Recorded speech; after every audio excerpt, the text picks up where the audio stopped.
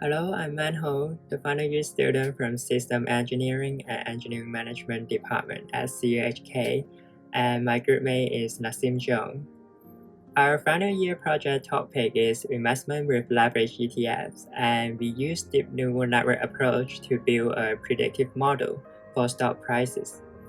It was a great chance for us to apply what we have learned in courses from our major. We have taken some programming languages, introduction to data science and machine learning, as well as some finance courses like statistic modeling and analysis. So this project is pretty much about these areas. There are some questions we are interested here. Are technical indicators such as simple moving average really good input features to predict the stock movement using neural network approach? We transform the historical data to trend deterministic data that give you a long or short signal with predefined set of rules. And second, can key macroeconomics variables improve the model performance? The reason why we want to include the variables in the model is that we want to capture the market environment information into the model, since market might behave differently in the stable or volatile environment. Lastly, we also want to know how's the model performance with new data outside the training samples. It is a common concern in many machine learning problems. And this is an overview of our model. You can see the input features. We have 10 technical indicators and 4 key macroeconomics variables. We transform the historical data into trend deterministic data, and it goes through the nodes and layers and eventually give an output which is binary data. 1 means a long signal and -1 means short signal. Maybe you wonder how we transform the historical data to the trend deterministic data.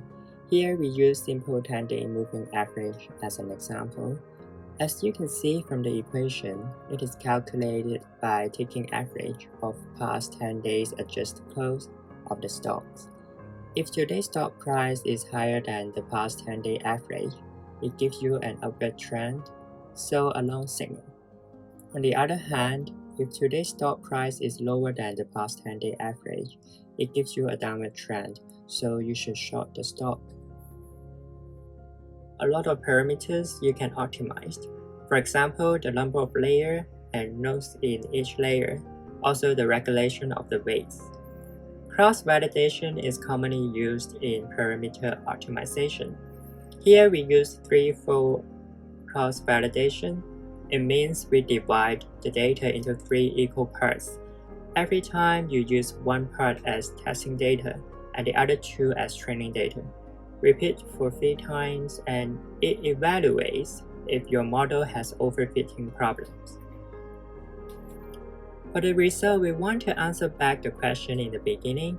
First, about the technical indicators, we found out technical indicators didn't give a very accurate predictions.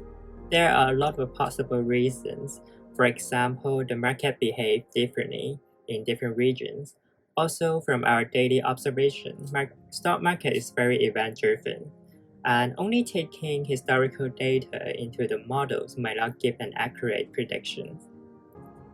Second, can key macroeconomics variable improve the model performance?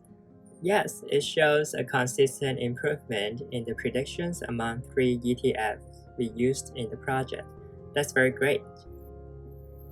Finally, will the neural network model perform equally good with new data outside the training samples?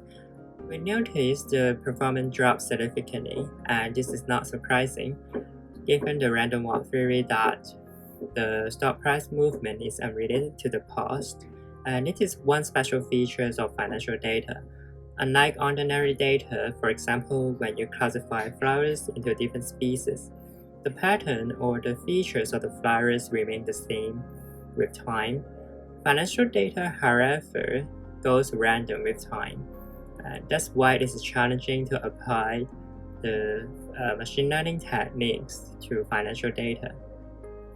Some final thoughts are machine learning models give you a lot of freedoms of trial and error. and you're very free to try any kinds of algorithms, model parameters, or even input features. And it opens many possibilities. And that's pretty much about my project. Thank you.